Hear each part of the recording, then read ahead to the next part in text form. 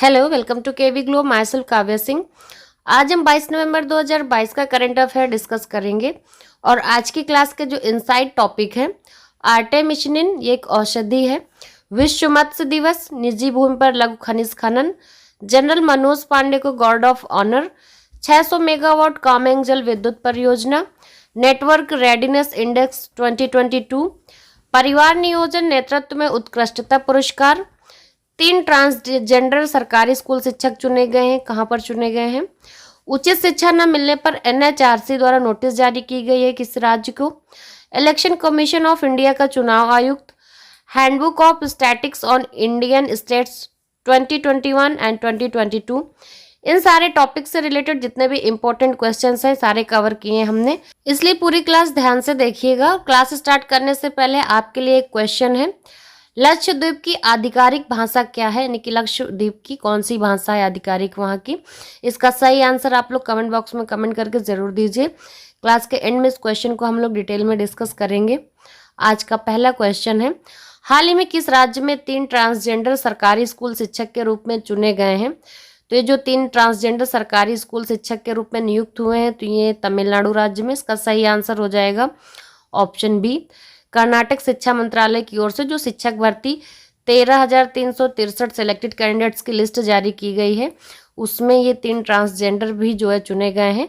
कर्नाटक के इतिहास में पहली बार ऐसा हुआ जब 3 ट्रांसजेंडरों के शिक्षकों के रूप में नियुक्ति हुई है, तो इसलिए ये खास है क्योंकि कर्नाटक में इससे पहले कोई भी transgender as a teacher appoint नहीं किया गया था और इस बार एक साथ ये 3 ट्रांसजेंडर टीचर अपॉइंट किए गए हैं। नेक्स्ट क्वेश्चन है, सेना के प्रमुख जनरल मनोज पांडे को हाल ही में कहां गार्ड ऑफ ऑनर दिया गया?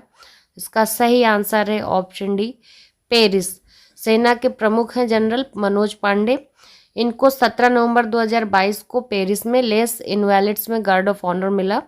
वो फ्रांस की 4 दिवसीय यात्रा पर थे। जनरल मनोज पांडे ने अपनी यात्रा के दौरान अपने फ्रांसीसी समकक्ष जनरल पियरे सिल के साथ बातचीत की और यूरोपीय देश की अपनी यात्रा के दौरान आपसे हित के मुद्दों पर चर्चा भी की और वहीं पेरिस में इनको गार्ड ऑफ ऑनर भी प्रदान किया गया। क्लास अच्छी लग रही हो तो क्लास को ज़्यादा से ज़्यादा शेयर करते जाइए। आप लोग शेयर बिल्कुल भी नहीं करते हैं, इसलिए क्लास को लाइक शेयर करते जाइए। नेक्स्ट क्वेश्चन है, हाल ही में किस राज्य सरकार ने निजी भूमि पर लघु खनिज खनन की अनुमति दी है? तो इसका सही आंसर है ऑप्शन ए, पश्चिम बंगाल। पश्चिम बंगाल सरकार एक नई खनन नीति लाने को तैयार है जिसके तहत निजी भूस्वामियों को राज्य के लिए राजस्व सृजन का दायरा बढ़ाने के प्रयास में काला पत्थर, चूना पत्थर और अन्य इस तरह के खनिजों का खनन करने का लाइसेंस मिलेगा। उद्योग विभाग के एक अधिकारी ने बताया कि राज्य कैबिनेट ने पहले ही निजी भूखंडों में खनन को सक्षम करने के लिए नीतिगत निर्णय ले लिया है। अब हम नीति बना रहे हैं, बहुत जल्दी से पेश भी किया जाएगा। नेक्स्ट क्वेश्चन है, परिवार नियोजन नेतृत्व में उत्कृष्टता पुरस्कार किस देश ने जीता है? तो इसका सही आंसर है ऑप्शन ए, भारत। परिवार नियोजन नेतृत्व में उत्कृष्टता पुरस्कार भारत ने जीता है और ये जो थाईलैंड में आयोजित हुआ था अंतर्राष्ट्रीय सम्मेलन, वहां पर भारत ने एक्सेल पुरस्कार 2022 जो है जीता है और ये पुरस्कार प्राप्त करने वाला भारत एकमात्र देश बन गया है। देश श्रेणी में दिया गया पुरस्कार आधुनिक परिवार नियोजन विधियों तक पहुंच में सुधार लाने के लिए भारत के प्रयासों को मान्यता देता है। नेक्स्ट क्वेश्चन है, किस पूर्व आईएएस अधिकारी को इलेक्शन कमीशन ऑफ इंडिया का चुनाव आयुक्त बनाया गया है? सही आंसर है ऑप्शन है अरुण गोयल। अरुण गोयल जी इलेक्शन कमीशन ऑफ इंडिया के चुनाव आयुक्त बनाए गए हैं। राष्ट्रपति द्रौपदी मुर्मू ने पदभार ग्रहण करने की तारीख से सेवानिवृत्त आईएएस अरुण गोयल को चुनाव आयोग में चुनाव आयुक्त के रूप में नियुक्त किया है। ये 1985 बैच के पंजाब कैडर के अधिकारी हैं गोयल जी। मुख्य चुनाव आयुक्त राजीव कुमार और चुनाव आयुक्त अनूप चंद पांडे के साथ पोल पैनल में शामिल होंगे। अरुण गोयल भारी उद्योग सचिव थे और केंद्रीय संस्कृति मंत्रालय में भी काम कर चुके हैं। उन्हें 31 दिसंबर 2022 को सेवानिवृत्त होना था, लेकिन उनकी स्वैच्छिक सेवानिवृत्ति 18 नवंबर से लागू हो गई है और वो चुनाव आयुक्त के रूप में नियुक्त किए गए। नेक्स्ट क्वेश्चन है, हाल ही में पीएम मोदी द्वारा किस राज्य में 600 मेगावाट कामेंग जल विद्युत परियोजना समर्पित की गई है? सही आंसर है ऑप्शन डी, अरुणाचल प्रदेश।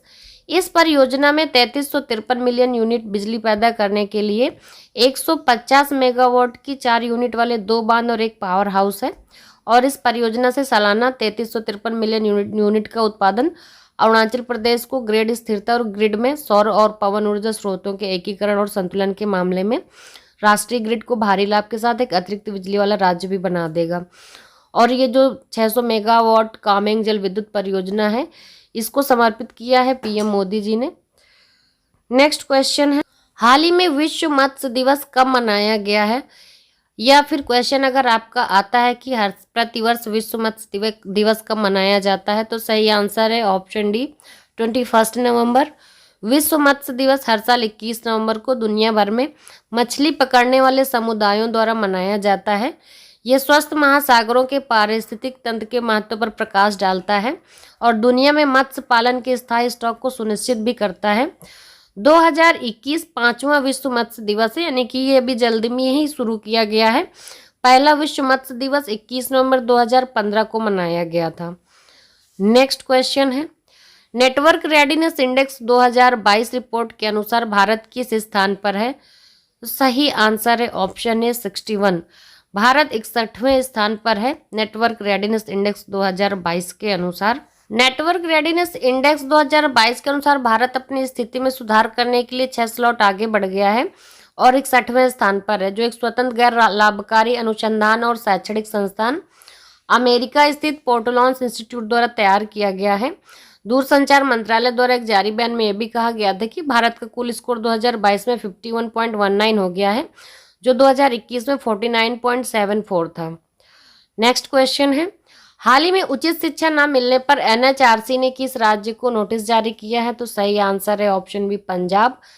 पंजाब में कलवारा गांव के बच्चे नाव से नदी पार करने के बाद पाकिस्तान की सीमा के साथ पैदल चलते हुए स्कूल जाते हैं। इस मामले में अब एनएचआरसी ने पंजाब सरकार को नोटिस भेजा है।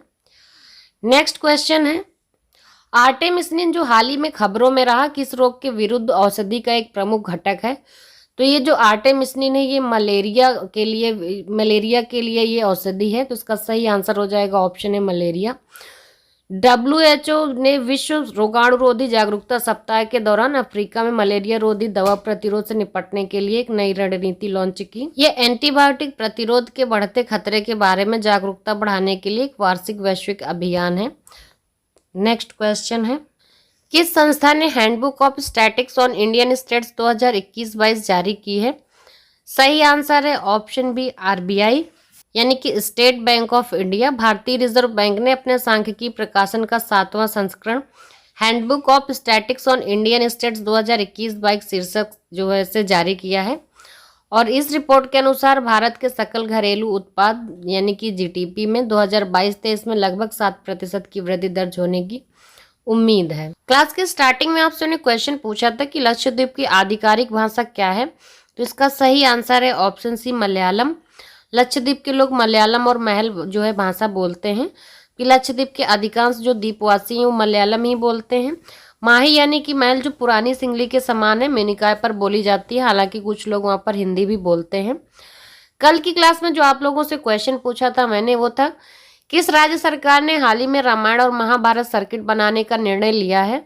तो इसका सही आंसर है ऑप्शन डी उत्तर प्रदेश।